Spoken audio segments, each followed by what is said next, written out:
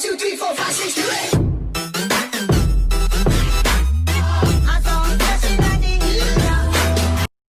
Hey, what's going on, guys? It's me, Jose Reacts, back here with a brand new video, and today we will be reacting to the Odd1sout Conventions. I missed them. This video just dropped out today, and it was 5 minutes ago. It just dropped. I was just scrolling through YouTube, and this just popped up, and I decided, well, let's react to this. But before we get into this video, make sure to like and subscribe to this channel. Like this video. I don't even know why I just said there.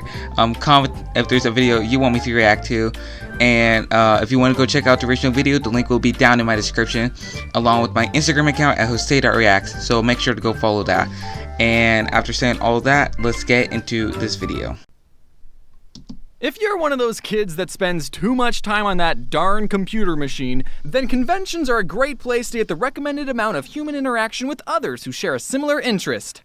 Or at least, they were. You might have seen some conventions in the news recently, you know, the ones like VidCon, Comic-Con, and E3, but did you know there's conventions for all sorts of different things, like coin collecting, pens, and degenerates? The first convention I ever went to was in Arizona called Phoenix Comic-Con. I was 16 years old, and it, no exaggeration, changed my life. I had heard a lot about geek culture online, but Phoenix Comic-Con was the very first time I witnessed it in its fullest. I was a very sheltered kid. Wow. It was the first time I'd seen a brony and a furry and whatever this is in the wild.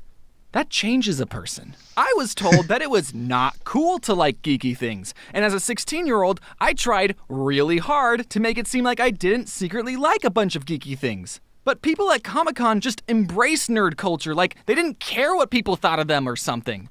Is that allowed? I guess when I was 16, I was hyper-desperate to receive everyone's approval. I was so hyper-desperate that while walking around my first convention, I was stressing out that I wasn't in cosplay.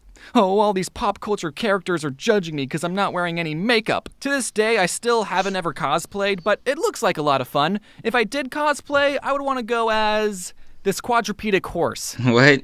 Also Spark from Pokemon Go. I went to one panel called How to Make Steampunk Weapons, but instead of teaching us how to weld real-life weapons powered by steam, the people on the panel taught us how to paint Nerf guns to make them look like they were powered by steam. And that was, no exaggeration, the most disappointing panel I've ever been to. There was also a panel for bronies, but I was too chicken to go. Did I mention that my grandfather, who I'm named after, got drafted into World War II when he was 18? He fought in a war so I could go to a comic convention and be too nervous to talk to bronies. What a different life we had. At most conventions, people in the expo hall will sell a lot of super cool, unlicensed merchandise. Yeah, a lot of artists will sell prints and plushies and oven mitts with characters and titles they probably didn't get the license to sell, but if it's at a convention or on Etsy, then for some reason it's okay. I've always felt weird about buying that type of merch. On one hand, you shouldn't be allowed to make money off of someone else's intellectual property without the owner's consent. But on the other hand, look at this cool Bowser wallet, Bowser print, and Bowser bandana that I own. And this body pillow. It's a moral gray area because the people buying this type of merch are the hardcore fans. They know of the property these characters came from. They probably already own licensed merch of the character. The artist isn't claiming to have created the character either. It's a mutual understanding between buyer and seller that we both think Bowser is cool and we just want to buy as much merch as possible. You kind of have to take it on a case-by-case basis, but let me just say this to get it out there. You're not allowed to sell bootleg Odd1sout merch. Phoenix Comic-Con actually had to change the name of their convention to Phoenix Fan Fusion because the people at the San Diego Comic-Con didn't like that Phoenix was stealing their name, so these conventions that don't care about stealing other people's copyright are forcing others to respect their copyright. Interesting. As some of you may know, since 2012, I have become a little more successful, and in 2019, I got invited to be a guest at Phoenix Fan Fusion, which is my home convention. The really crazy part is the convention put me in the celebrity line, like next to the people where you have to pay for photos and autographs. I didn't charge my fans for anything, so that made my line appear a lot longer than others. And my line was, no exaggeration, right next to Jeff Goldblum's line. I was gonna make eye contact with Jeff Goldblum! Jeff showed up for a couple hours on Saturday, and when he came out from backstage, everyone in his line and my line started wooing and clapping, and even I was like, woo! And then Jeff took a look at my line, then looked at me, and then gave me a nod of approval, saying, "Not bad, kid."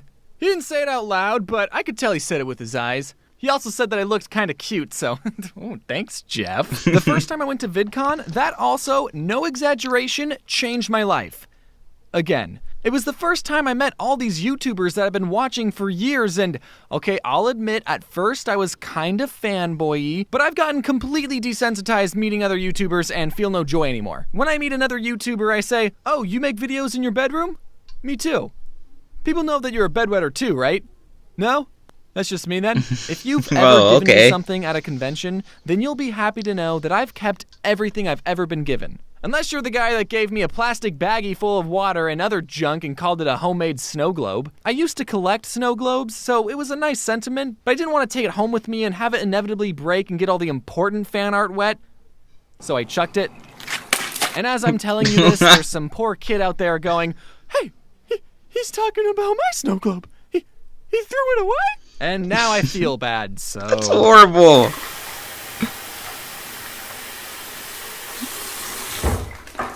Here, I'll mail this to you and you can get a taste of your own medicine. I don't know why this is such a popular question, but a lot of times people will ask me, what's the weirdest fan interaction you've ever had? I think they think that some of you are cringy. I never have an answer for them because all my fans are super nice. Yeah, someone gave me a bag of water, but that's not weird, that's nice! Okay, I have received fan mail from a prison, which is true, so I guess some of you aren't law-abiding citizens. Going to conventions and meeting fans and being on panels is a lot of fun, don't get me wrong, but it doesn't give you a lot of time to really experience the convention. Since 2017, when I would go to a convention, it would mean I was working. I still had a fun time, but I didn't really get to just relax with friends. That is, until I went to a convention last December called MFF, which stands for Midwest Fur Fest. Now, James, did you go to a furry convention? Well, I went with some friends to a furry convention so that I could actually enjoy a convention and not have to work. Although I still got recognized even though I was wearing a disguise. Furries are very touchy people, I've learned. Not touchy as in overly sensitive. Well, some probably are, but they're also literally touchy. Let me tell you where I'm at in my life. I've never heard of Fur Fest. Last December, I was in an elevator full of furries, and if my grandpa could see me now, he would probably be frowning. Or smiling, I don't know, I don't judge. We were all crowded in, there was a moose breathing down my neck, and we stopped at a floor because more furries wanted to come in. So I backed up to make more room, but I backed up a little too close to the moose, and he grabbed my hips, and I went, "Ah!" In my mind. I didn't say it out loud. In real life, I went... So that was probably the weirdest fan experience I've had, if you were still wondering. I don't know if he was a fan of my YouTube, but he was definitely a fan of my body. Or he was drunk. I don't know. Again, I don't judge. I was debating on whether or not I should include this story, but I think it would be a good lesson for everyone to hear. Here's my James PSA. This message is for everyone, and especially furries. Don't touch people without their permission. In the moment, I stayed quiet, but that sort of behavior isn't okay and I should have spoken out. Hopefully, most of you are mindful of other people's personal space. However, at least one of you went to prison, so... I don't know. Overall, it was the best ironic trip ever. At the end of the day, conventions are a lot of fun, and I really, really miss going to them. And when it's safe to do so again, I recommend you try and go to one you're interested in. And Grandpa, I'm sorry if I disappointed you. Well, there you guys have it. That was the video. It was very funny. It was very enjoyable. It was a good video. To be honest with you guys, I've never actually been to a single convention.